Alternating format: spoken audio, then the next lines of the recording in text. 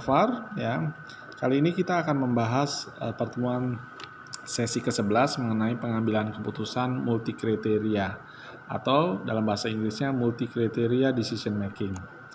Nah, multiple kriteria itu ada beberapa tujuan dalam pengambilan keputusan. Jadi ada 3 tujuannya, program tujuan atau goal programming, dan yang kedua adalah analytical hierarchy process atau disingkat AHP, dan yang kemudian adalah model perhitungan nilai atau secara scoring atau menggunakan evaluasi penilaian. Nah, program tujuan atau goal programming sama seperti program regression di awal-awal perkuliahan kita ya. Tujuannya untuk memaksimalkan fungsi Z dengan adanya batasan-batasan yang ditentukan dari setiap model yang Anda buat ya. Dan ini merupakan, seperti saya sampaikan, merupakan program linear standar dengan satu fungsi tujuan untuk memaksimalkan keuntungan setiap aktivitas yang Anda lakukan. Tujuan dari beberapa langkah yang disampaikan di sini adalah untuk menghindari pemutusan hubungan kerja. Jadi kalau variabel buruh udah direkrut, tahu-tahu di PHK ya. Terus juga supaya mencapai tingkat keuntungan maksimum dari setiap resources sumber daya yang ada. Terus supaya agar proses bahan baku misalnya tanah liat ya supaya tidak kering, tidak terlalu lama, tidak rusak dan lain sebagainya. Agar biaya overhead penyimpanan itu tidak terlalu tinggi ya. Kalau misalnya nih kamu banyak resources yang kamu simpan, akhir makanan misalnya, terlalu banyak menimbun, tidak dipakai juga akan expired misalnya. Dan itu adalah cost yang kamu tanggung karena apa? Semua uang yang kamu simpan atau Anda simpan di dalam bahan pangan itu, bahan baku itu nggak digunakan. Ya, akhirnya is wasted. Ya. Perusahaan tidak bisa memproduksi lebih dari misalnya kapasitas produksinya hanya 30 mangkok, 20 cangkir setiap hari misalnya. Ya, kalau Anda mendirikan kafe cuman ada 1 karyawan misalnya. Nah, penyelesaian dari tujuan pertama itu ya digunakan dengan formula regression linear. Nah, fungsi minimalnya itu adalah untuk meminimalkan kendala atau biaya. Nah, di sini penyelesaiannya yang merupakan tujuan keempat ya untuk meminimalkan kendala-kendala tadi ya. Anda lihat tujuan keduanya apa ya. Tujuan ketiga seperti digambarkan pada halaman ke-6. Nah, penyelesaiannya Anda bisa lihat secara formula ya. Itu di halaman ke-7 dari slide yang saya sampaikan ini ya. Penyelesaiannya. Nah, sekarang kita masuk pada interpretasi grafik. Nah, solusi titik C itu ditentukan dengan pemecahan secara simultan, jadi bersamaan, berpotongan pada titik tertentu ya. Misalnya resources mangkok, cangkir dengan batasan 15 jam ya.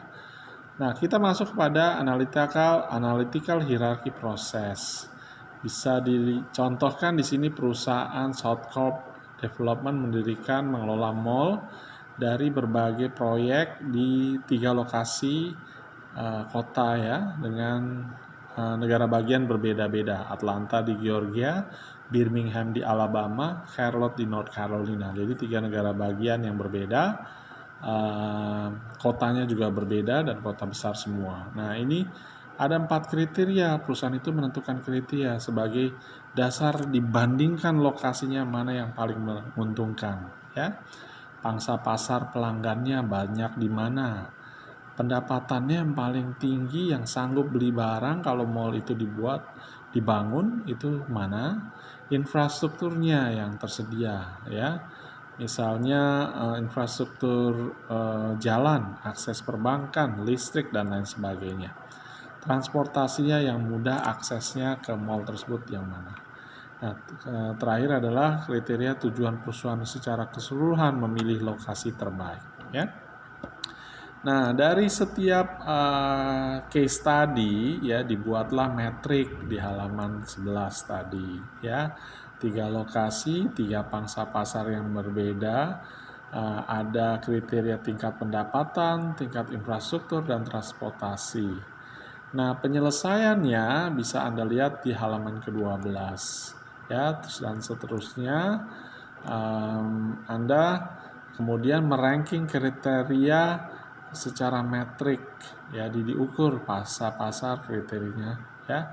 Terus Anda lihat normalisasi yang dikonversikan, ya, sehingga Anda bisa lihat ranking kriterianya pasar, pendapatan, infrastruktur, transportasi, ya. Kemudian Anda kembangkan ranking secara keseluruhan dari 3 lokasi tadi A, B, dan C dengan kriteria-kriteria yang telah ditentukan. Hasilnya Anda bisa lihat skor tertinggi itu dari setiap lokasinya pada halaman ke-17.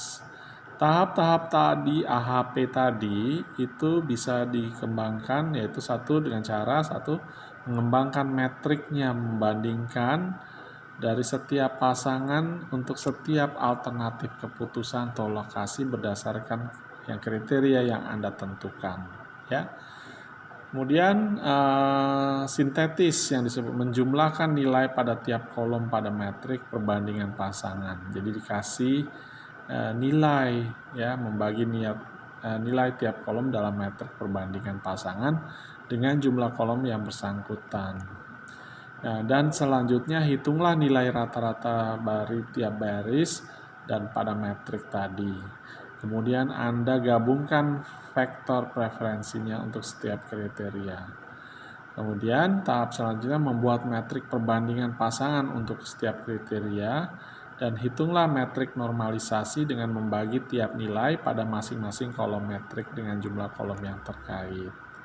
Buatlah vektor preferensi, hitung skor keseluruhan dari tiap alternatif keputusan, dan berikan rankingnya.